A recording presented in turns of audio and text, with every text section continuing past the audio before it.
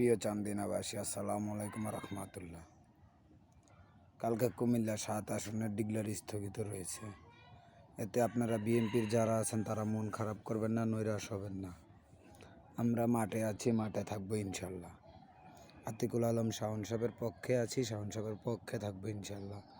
জাতীয়তাবাদী দলের পক্ষে আছি, সেই দলের পক্ষে থাকবো ইনশাল্লাহ। আপনারা কেউ টেনশন করবেন না।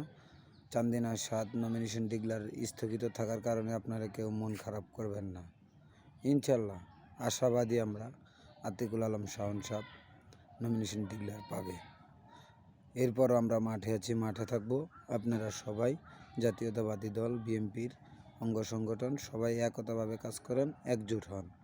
ইনশাল্লাহ আমরা মাঠে আসি, মাঠে আছি, মাঠে থাকবো। সবাই একটাই জিনিস, অ্যাক্টিভ থাকবেন সবাই, সকল বিএনপির ভাই বেরাদারেরা, বিশেষ করে চান্দিনার বিএনপির ভাই বেরাদারেরা অ্যাক্টিভ থাকবেন।